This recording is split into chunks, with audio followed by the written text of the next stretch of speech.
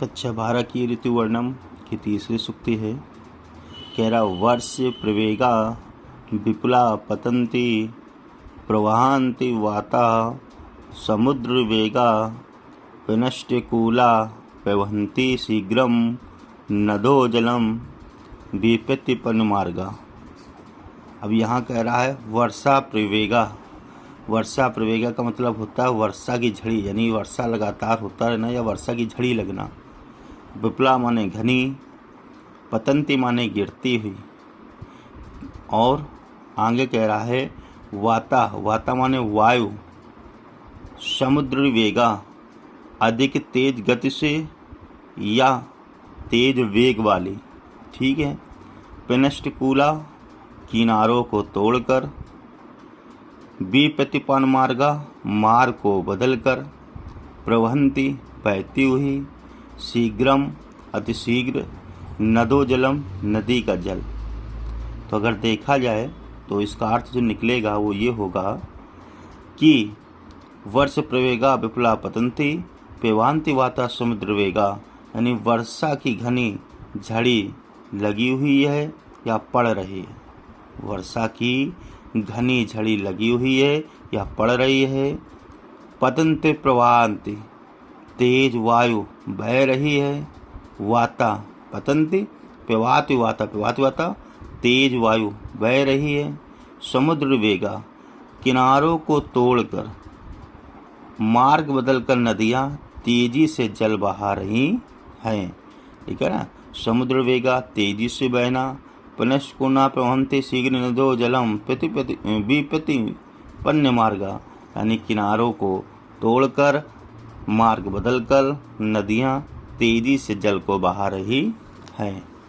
इसी के आगे दिया गया है घनोपगूढ़म गगनम न तारा न भास्करो दर्शन वियुक्ति पैति निर्वैर्य जलो धारणी वितृप्ता तनो विलिप्ता न दिशा प्रकाशा।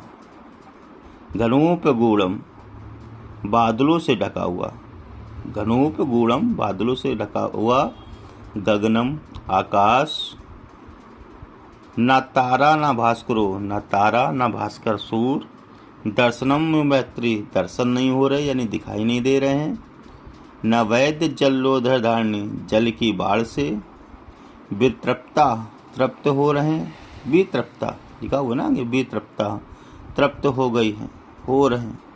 तपोबिलिसा अंधकार से लिपि, तो अंधकार से चारों दिशा क्या है, डूबी हुई है। अब इनका अर्थ क्या होगा, घरों पे गूढ़म गगनम आकाश बादलों से ढका हुआ है, ना तारा ना भास्कर दर्शन में पैते, रात में तारे और दिन में सूर्य दिखाई नहीं दे रहे हैं। रात में तारे दिन में सूर्य दिखाई नहीं दे रहे हैं।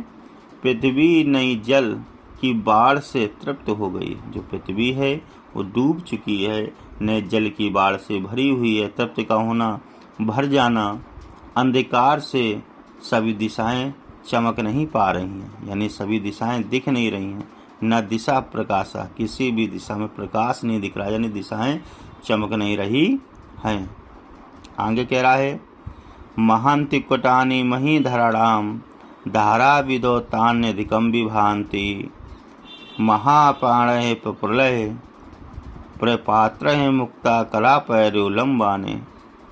महांति महांति कुटानी शिखर या चोटियाँ, मही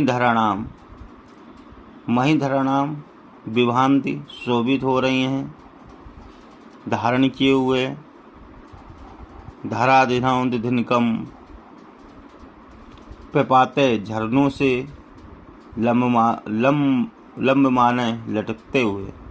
तो कहने का मतलब ये है कि वर्षा की जलधारा से दुलूही पर्वतों की ऊंची चोटियाँ लटकते हुए मोतियों के हारों के समान विशाल दिख रही हैं, अर्थात बड़े बड़े झरनों से अधिक सुशोभित हो रही हैं। कहने का मतलब ये है वर्षा की जलधारा से जो पर्वत की ऊंची ऊंची चोटियाँ हैं वो सुंदर प्रतीत हो रही हैं। ऐसा लग रहा है मानो बड़े बड़े झरनों से अत्यंत शोभायमान होकर के मोतियों के हार के समान विशाल लग रही हैं या विशाल दिख रही हैं।